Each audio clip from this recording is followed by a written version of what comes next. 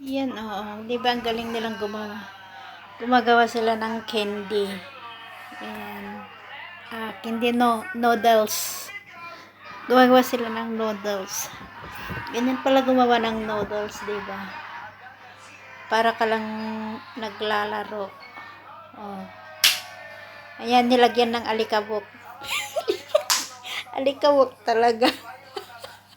Hindi. Hindi ko alam kung ano yan. Basta, ayan. Nilalagyan nila ng powder para hindi magdikit.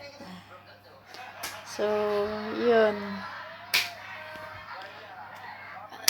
Isang pieces lang naman yun. Tapos yung ginagawa nila, hila-hilain lang.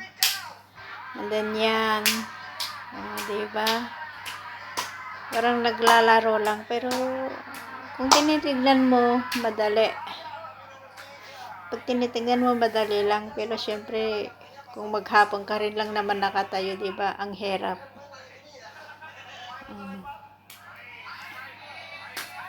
Yan, diba? Ang galing nila. O, tapos na. O, yan. Yan, ganyan, o. Ginagawa rin daw yan na candy. Yan nga, o, nakasulat dyan. Noodles or candy. O, diba? Tapos, bubutasin niya sa gitna. Yan. Mamaya, hila-hilain niya lang yan. O, yan. Din inisprehan. Kung ano yung pinang-spray din nila. Siyempre, wala ako dun kaya hindi ko alam. Ang galing. Yan, ang galing. Gumagawa ng noodles. So,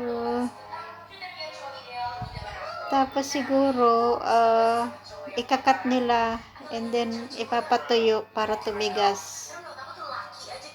Ganon siguro yan. Di ba? Ayan, malapit nang matapos. So, ganyan pala gumawa ng noodle, no? Ayan.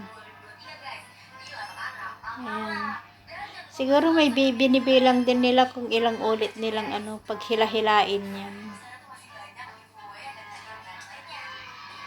Parang ilang ulit lang naikot pero ang dami ng noodles na nagawa, oh. Tingnan niyo yan. I-straight nila yan tapos ikakat. O, di noodle na. Pero ano kayang klaseng noodle to? Ganda, oh.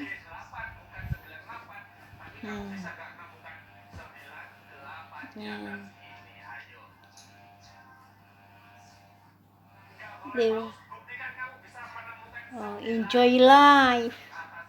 So, yan yung kinakain nating noodle na na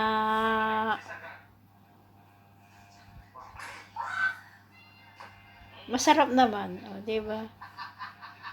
Para siyang kristal yung parang kristal yung ginagawa nila. Ayan. Binibilog niya din. Bubutasan niya ulit.